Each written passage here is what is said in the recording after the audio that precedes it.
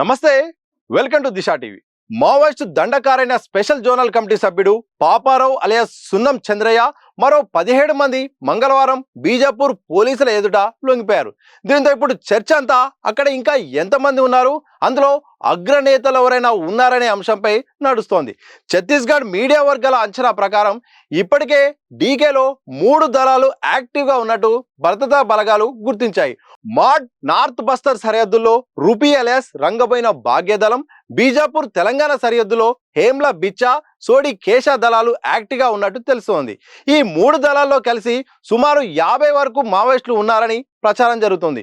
15 రోజుల క్రితం రూపీ దళంతో భద్రతా బలగాలకు ఎన్కౌంటర్ అయినప్పటికీ దళమంతా క్షేమంగా తప్పుకున్నారని సమాచారం అందుతోంది. అయితే ఈ 3 దళాలు కూడా ఇప్పటిదాకా పాపారావు ఉన్నాడన్న ధైర్యంతో కార్యకలాపాలు కొనసాగించాయని, ఇప్పుడు ఆయన లొంగిపోవడంతో వీళ్ళు కూడా త్వరలోనే జనజీవన స్రవంతిలోకి వస్తారన్న ఆశాభావంతో పోలీసులు ఉన్నారు. ఏం చేసైనా ఈ నెల 31 డెడ్లైన్లోగా వీరిని దారికి తెచ్చే ఉద్దేశంతో ముమ్మర ప్రయత్నాలు చేస్తున్నారు. పాపారావును ఇంకా మీడియా ఎదుట ప్రవేశపెట్టకపోవడానికి ఇదే కారణమని కూడా అంటున్నారు.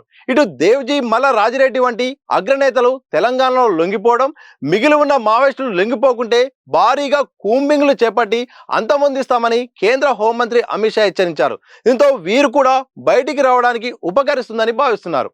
ఇక రూపీ అలియాస్ రంగబోయిన భాగ్య స్వస్థలం తెలంగాణలోని సిద్దిపేట జిల్లా మీడితోటి మండలం ధర్మారం. సుమారు 46 ఏళ్ల వయసున్న ఈమె 2004లో మావోయిస్టు పార్టీలో చేరి మొదట ఏపీలో, ఆ తర్వాత అబూజ్మఠ్లో పనిచేసింది. సీఎం రేవంత్ రెడ్డి సమక్షంలో ఈ మధ్య భారీ లొంగుబాట్లు జరిగిన సందర్భంగా రాష్ట్ర డీజీపీ ఇచ్చిన పేర్లలో తెలంగాణలో ఇప్పటికీ మిగిలి ఉన్న మావోయిస్టులో రూపీ పేరు ఉండడం గమనార్హం.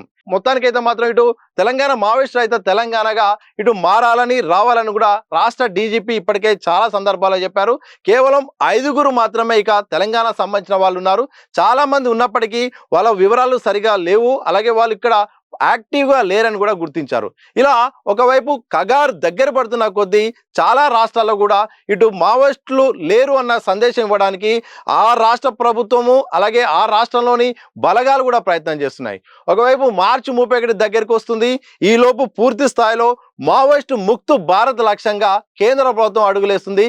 కేంద్ర హోంశాఖ కూడా ఫుల్ టైమ్గా మొత్తం కూడా ఫోకస్ పెట్టింది. ఎక్కడైతే మావోయిస్టు ప్రభావిత ప్రాంతాలు ఉన్నాయో ఆ ప్రాంతాల్లో దృష్టి పెట్టింది.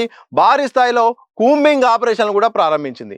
జల్లాడ పడుతుంది, ఏ అవకాశం ఉన్నా వదిలిపెట్టట్లేదు. వివిధ రకాల మార్గాల ద్వారా లొంగుబాటుకు అయితే మాత్రం మొదటి ప్రాధాన్యత కూడా ఇస్తున్నట్టు తెలుస్తోంది. ఎందుకంటే తాజాగా జరుగుతున్న సమాచారం చూస్తుంటే కానీ పాపారావు సంబంధించిన టీం అయితేంది, అలాగే దాంతోపాటు శుక్రు సంబంధించిన టీం అయితేంది, వీళ్ళందరూ కూడా లొంగుబాటు అవుతున్న సందర్భంలో కూడా చాలా స్పష్టంగా అర్థమవుతుంది. మావోయిస్టు రహిత భారత్ ఇక సాధ్యమైంది. మేము ఇక మావోయిస్టు సంబంధించిన పార్టీ ఆనవాళ్ళు లేవు, మావోయిస్టులు లేరు, అందరూ కూడా లొంగిపోయారు. అగ్రనేతలందరూ కూడా మొత్తం కూడా లొంగిపోయారు. ఇప్పుడు ఎవరు కూడా ఇప్పటింతలో ఇక పార్టీ కోలుకోదు, పార్టీ కార్యక్రమాలు కూడా నడిచే పరిస్థితి లేదని కూడా కేంద్ర ప్రభుత్వం ఇక పూర్తి స్థాయిలో ఒక స్పష్టమైన ప్రకటన చేయడానికి సిద్ధమవుతుంది. ఇలాంటి సందర్భంలో ఎవరైతే ఇంకా పార్టీలో యాక్టివ్గా ఉన్నారో, పార్టీ సంబంధించిన కీలక నేతలు ఉన్నారో, ఎవరైతే ఇంకా ఫీల్డ్ లెవెల్లో ఉన్నారో, ఎక్కడెక్కడ ఉన్నారో అన్ని వివరాలను కూడా తెలుసుకునే పనిలో కేంద్ర బలగాలు అయితే ఉన్నాయి. అలాగే రాష్ట్ర ప్రభుత్వాల సహాయాన్ని కూడా తీసుకుంటున్నాయి. ఇదే సందర్భంలో తెలంగాణ విషయానికి వస్తే మాత్రం ఇక్కడ తెలంగాణ రాష్ట్ర పోలీసులు కూడా పూర్తి స్థాయిలో ఇక్కడ దృష్టి పెట్టారు. అంటే తెలంగాణ సంబంధించిన కేడర్ ఎవరు ఉన్నారు, లోకల్లో ఎవరు పనిచేస్తున్నారు, అసలు తెలంగాణలో అసలు మావోయిస్టులు లేరు, మావోయిస్టులు అయితే తెలంగాణ సాధ్యమైందని కూడా చెప్పడానికి విశ్వ ప్రయత్నం అయితే మాత్రం తెలంగాణ పోలీసు చేస్తున్నారు మనకు.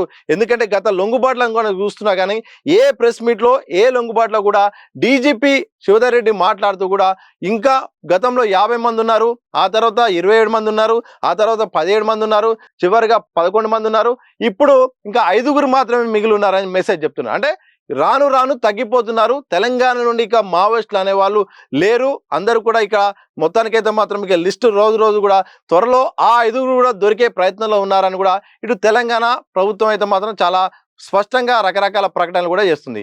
ఇటు కేంద్ర ప్రభుత్వం కూడా మావోయిస్టు పార్టీలో ఎవరైతే కీలకంగా ఉన్నారో వాళ్ళు కూడా మొత్తం కూడా లొంగిపోయారు. కొంతమంది అరెస్ట్ అయ్యారు.